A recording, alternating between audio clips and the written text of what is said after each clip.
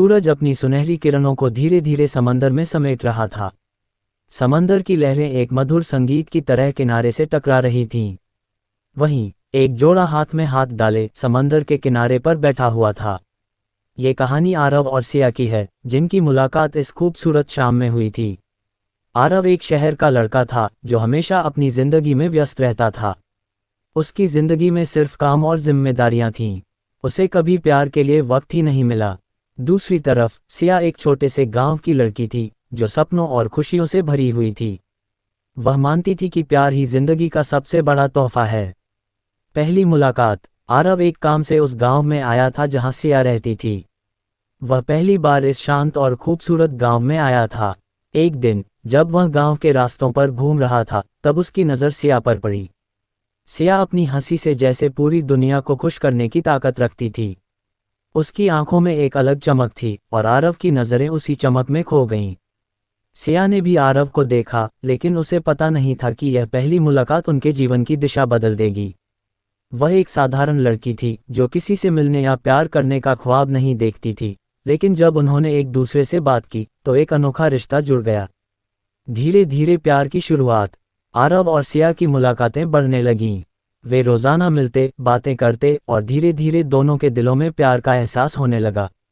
आरव ने पहली बार महसूस किया कि उसकी ज़िंदगी में कुछ कमी थी सिया जैसी किसी की।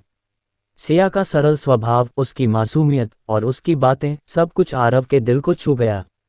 वही सिया को आरव की समझदारी और उसकी जीवन के प्रति दृष्टिकोण ने बहुत प्रभावित किया। दोनों ने एक दूसरे के साथ कई खुशहाल पल बिताए और उनका प्यार गहरा होता गया। प्यार की परीक्षा। लेकिन जिंदगी इतनी सरल नहीं होती। आरव का काम खत्म होने वाला था और उसे वापस शहर लौटना था। सिया का दिल टूटने लगा था, लेकिन उसने अपनी भावनाओं को दबाया क्योंकि वह जानती थी कि आरव की जिंदगी और उसका करियर महत्वपूर्ण थे। एक दिन जब आरव जाने की तैयारी कर रहा था, सिया ने उससे कहा, अगर हमारा प्यार सच्चा है तो वक्त और दूरी भी हमें अलग नहीं कर सकती।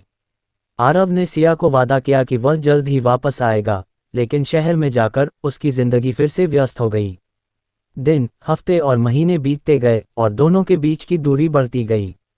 हालांकि वे एक दूसरे से बात करते रहते थे, लेकिन सिया के दिल में ये डर हमेशा बना रहता कि कहीं आरव उसे भूल न जाए। खुशहाल अंत। लेकिन प्यार सच्चा हो तो वह अपनी मंजिल जरूर पाता है। एक दिन अचानक आरव सिया के गांव वापस लौट आया। उसके हाथों में गुलाब का गुलदस्ता था और आंखों में वही प्यार की चमक थी। उसने सिया के सामने घुटनों पर बैठकर कहा, सिया, मैं तुम्हारे बिना अधूरा हूँ। क्या तुम मेरे साथ जिंदगी बिताने के लिए तैयार हो? सिया की आंखों में खुशी के आंसू थे। उसने मुस्कुराते हुए कहा, हाँ आरव, मैं तुम्हारे साथ हमेशा के लिए हूँ। और इस तरह आरव और सिया का प्यार सभी मुश्किलों को पार करते हुए अपनी मंजिल पर पहुंचा। दोनों ने मिलकर अपनी एक नई जिंदगी की शुरुआत की, जिसमें प्यार, विश्वास और साथ रहने का वादा था। ये थी प्यार की कहानी, एक ऐसी प्रेम कथा जो दिखाती है कि सच्चा प्यार कभी हार नहीं मानता, चाहे कितनी भी मुश्किलें